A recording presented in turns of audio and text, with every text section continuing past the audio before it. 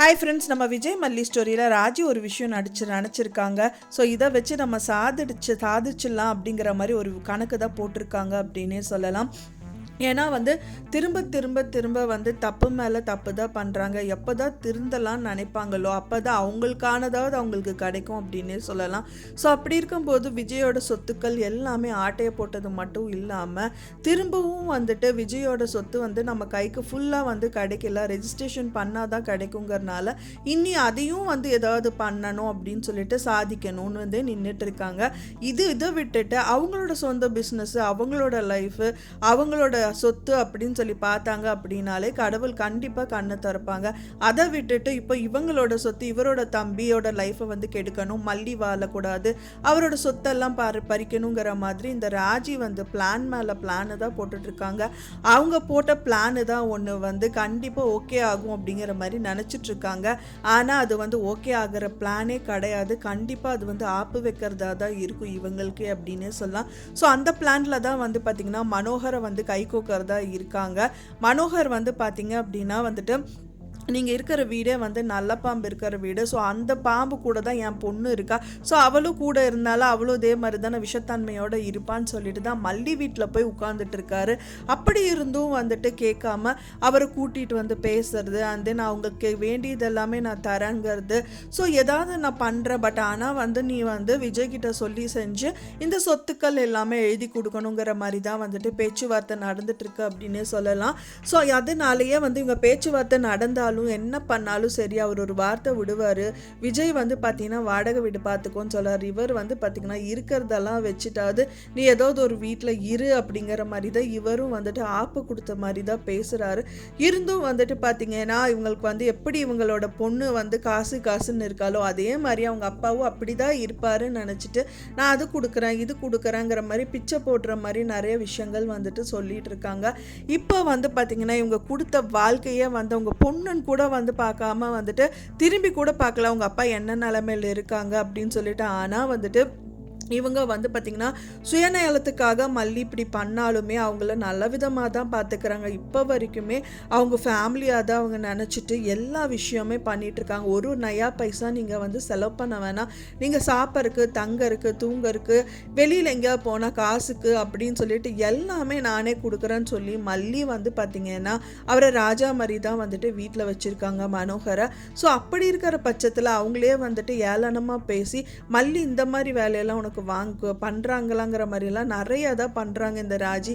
என்ன தான் பண்ணாலும் மனோகருக்கு தெரியாதா இந்த வாழ்க்கை சொந்த பொண்ணான அவங்களே பார்த்திங்கன்னா பிச்சை எடுக்கும்போது அவங்க அப்பாவை தேடி இந்த வாழ்க்கையை கொடுக்கல.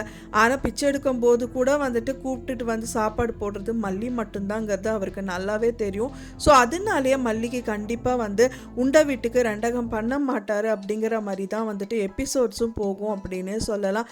ஏன்னா அவர் அவங்க வீட்டில் சாப்பிட்ருக்காரு, அதனால கண்டிப்பாக அவங்களுக்கு நன்றி கடன் தான் பண்ணுவார் அப்படின்னே சொல்லலாம். ஸோ இவங்க கூட அப்படியே சேர்ந்தா கூட இவங்க என்ன தான் பண்ணுறாங்க அப்படிங்கிறது எல்லாவோட அப்டேட்டும் மல்லிகிட்ட சொல்லுவாங்க அப்படின்னே சொல்லலாம். ஸோ இவங்க என்ன பிளான் பண்ணாலும் அவங்களுக்கு சாதகமாக தான் விஜய்க்கு சாதகமாக போய் சொல்லிவிட்டு அவங்கள இந்த மாதிரி பண்ணுன்னு சொல்லிட்டு இவங்களுக்கு எதிராக திருப்பி விட்றதுக்கு நிறையவே பாசிபிலிட்டிஸ் இருக்குது. ஸோ அதனால் பார்த்தீங்க அப்படின்னா எப்படி முள்ளால் எடுக்கலாமோ அதே மாதிரி இந்த தப்பான ஆட்கள் கூட இருக்கிற மாதிரியே இருந்துட்டு இவங்க விஷயத்தையெல்லாம் தெரிஞ்சுட்டு விஜய்கிட்ட சொல்லி திரும்பவும் அந்த சொத்துக்கள் அவங்க பேருக்கே அதாவது விஜயோட பேரில் தான் இருக்கணும், அவங்க பேருக்கு வராமல் பார்த்துட்டா ரொம்பவே சூப்பராக இருக்கும் அப்படின்னு தான் நினைக்கிறேன் ஃப்ரெண்ட்ஸ்.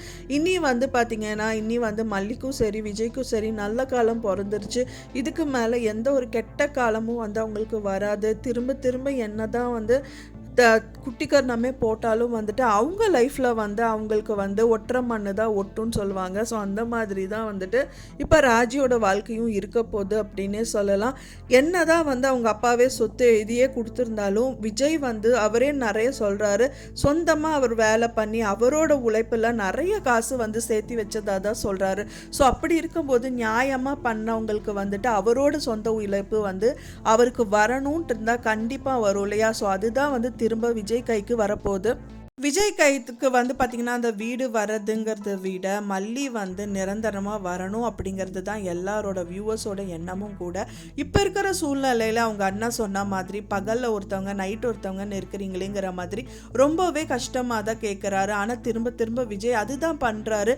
பட் ஆனா வந்து முழு மனசோட மல்லி கூட தான் இருக்கணும்னு தான் நினைக்கிறாரு. அந்த சூழ்நிலை சந்தர்ப்பம் தான் வந்து பார்த்தீங்கன்னா, விஜய வந்து மல்லி கூட இருக்க விடாம பண்ணிட்டு இருக்கு. அதுக்கு மெயின் காரணமே இந்த சுடர் தான். இந்த ரேணுகாவா நடிக்கிற இந்த சுடர் தான் வந்துட்டு திரும்ப திரும்ப விஜய் வந்துட்டு அவங்க வீட்டுக்கு போகவே கூடாது, அட்லீஸ்ட் ஒரு நேரமாவது அங்கே போகலான்னாலும் போக விடக்கூடாதுன்னு நிறைய பிரச்சனைகள் வந்துட்டு பண்ணிட்டு இருக்காங்க. பல்லார்னு அரையணும் தான் இருக்குது. பட் ஆனால் அந்த ப்ரூஃப் வேணுமே, ப்ரூஃப் இருந்தால் தானே அவங்கள வந்து அடிக்க முடியும், துரத்த முடியுங்கிற மாதிரி ஒரு கொஸ்டின் மார்க்கில் போயிட்டுருக்கு.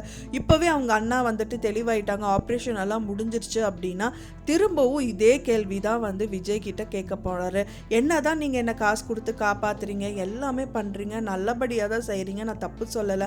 ஆனால் என்னோட தங்கச்சியோட லைஃப்பை ஏன் நீங்கள் இப்படி பண்ணுறீங்க, எனக்கு புரியல, இதுக்கான சொல்யூஷன் தான் என்ன அப்படின்னு கேட்டாங்கன்னா விஜய் வந்துட்டு திருன்னு ஒன்று முழிக்க தான் செய்வார். அதுக்குள்ளவே இந்த ரேணுகாவாக நடிக்கிற இந்த சுடரை வந்துட்டு கண்டிப்பாக மல்லி வந்து கண்டுபிடிச்சிட்டாங்க. பட் ஆனால் அதுக்கான ப்ரூஃபோட சப்மிட் பண்ணிட்டாங்கன்னா கண்டிப்பாக எல்லாருமே துரத்தி அடிச்சிருவாங்க அப்படின்னே சொல்லலாம். அதுக்கப்புறம் அவங்க அண்ணா வந்துட்டு மல்லியும் சரி விஜயும் சரி சந்தோஷமாக போய் பார்க்கலாம், அவங்களோட வாழ்க்கையும் சந்தோஷமாக அமைஞ்சிடும். விஜய் வந்து கெத்தாக சொல்லலாம், அது என் பொண்டாட்டியே கிடையாது, மல்லி தான் என் பொண்டாட்டி, இத்தனை நாள் வந்து நடிச்சிட்டு இருந்த வந்து சுடர் தான், நான் வந்து அவளை அடித்து துரத்திட்டேன், இனிமேல் உங்கள் தங்கச்சி தான் என்னோட லைஃப் அப்படின்னு சொல்லிட்டா ரொம்பவே சூப்பராக இருக்கும்னு நினைக்கிறவங்க மறக்காமல் நம்ம சேனலுக்கு லைக் பண்ணி சப்போர்ட் பண்ணிடுங்க. நான் சொன்ன இந்த தகவல் உங்களுக்கு பிடிச்சிருந்தா மறக்காமல் லைக் பண்ணுங்கள், ஷேர் பண்ணுங்கள், கமெண்ட் பண்ணுங்கள், சப்ஸ்கிரைப் பண்ணுங்கள். மேலும் இன்னொரு மல்லி சீரியல் அப்டேட்டோட நெக்ஸ்ட் மீட் பண்ணுறேன். தேங்க்ஸ் ஃபார் வாட்சிங் மை டியர் ஃப்ரெண்ட்ஸ். நெக்ஸ்ட் வீடியோவில் பார்க்கலாம்.